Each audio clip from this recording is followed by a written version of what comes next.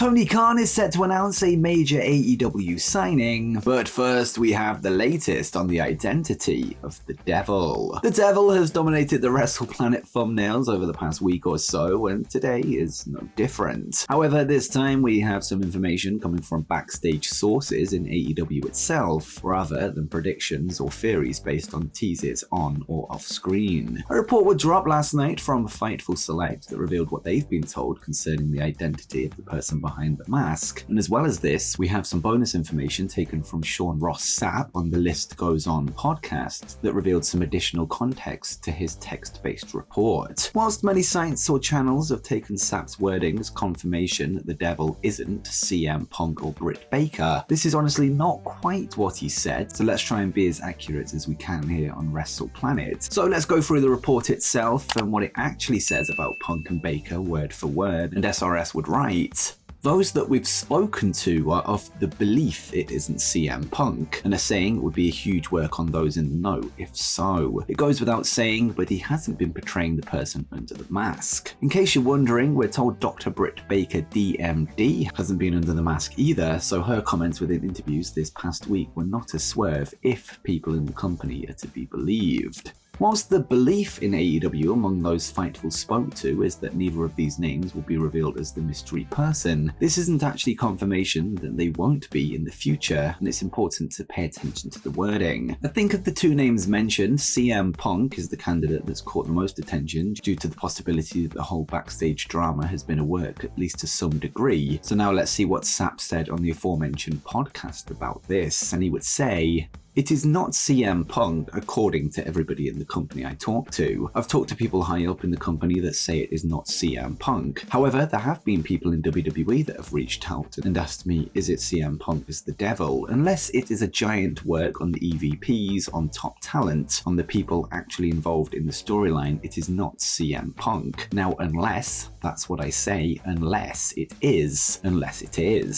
As of now, there is no confirmation that the person who is portraying the Devil will actually be the one wearing it when it's revealed, so whilst Baker and Punk haven't featured in the vignettes at this point, they could be swapped in later down the line. With that in mind, the Devil's henchmen are set to be revealed as those who have been portraying them, and regarding this point, Sean would say, "I was told that as of last week, the people that are under those masks in those segments are actually the people that are supposed to be revealed eventually under the masks. This in contrast to the retribution angle in WWE. Listen, I was told the people under the masks were. I don't know about the Devil specifically."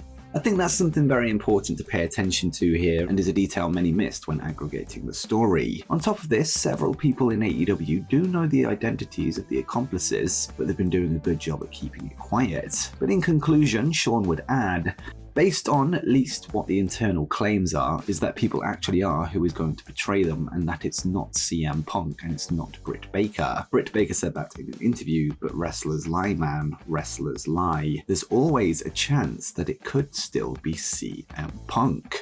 So for now, the internal claim is that CM Punk is not going to be revealed as the one under the hood, although there is a chance that people within the company are being worked, or maybe are even in on the work. But I would say that this report greatly reduces the hopes of many that wanted to see the Second City Saint, the Devil himself, feud with AEW World Champion MJF once again. In any case, let's take a look at some of the potential teasers from last night's episode of AEW Dynamite that could point us in the direction of who's under the Devil mask. First up, let's discuss a backstage segment involving Roderick Strong, Matt Taven, and Mike Bennett, who would make a call to Adam Cole, with Roddy feeling that he knows who the Devil is. Strong would tell Adam that he thinks MJF is the one responsible for the attacks, stating that he knows this is 100%. Cole would then dispute the claim, saying that with all the accusations he's making, perhaps Strong is in fact the Devil. One thing fans would pick up on is that when Roderick Strong said in reference to MJF, "On my life, he is the Devil,"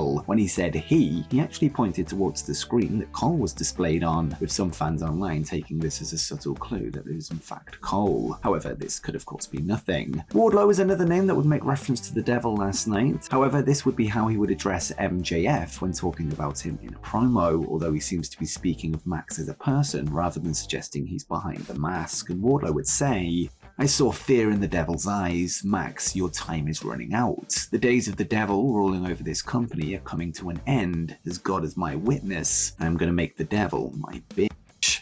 Interestingly, after the promo ended, the Devil's face would appear on the screens, perhaps a sign that Wardlow is the one behind the mask, seeking revenge on the guy that he feels is the real Devil. Now let's get to the MJF promo that was teased ahead of this show, where he would address last week's attack on the Acclaimed and Billy Gunn at the hands of the masked Devil's henchmen. MJF would apologize to the trio for getting caught up in the crosshairs of his life, declaring that he will find the person responsible, and when he does, there will be hell to pay. It seems that many on the AEW roster feel that MJF is the one responsible for the attacks, whilst Max feels that he's being framed by whoever is pulling the strings. Either way, the audience eagerly awaits the grand reveal that could come as soon as this weekend at Full Gear. But based on all of this new information, what's your current prediction for who's behind the Devil mask? Let me know in the comments down below.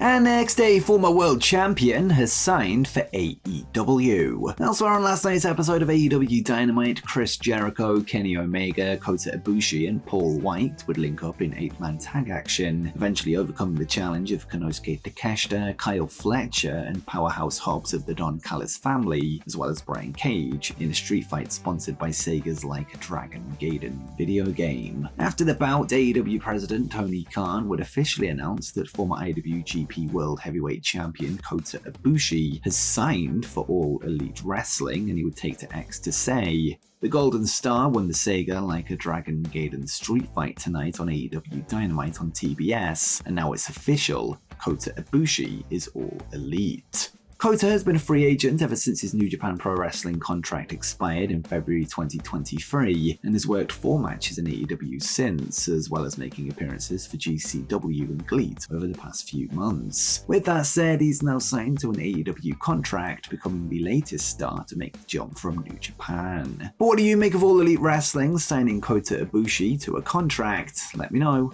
in the comments down below.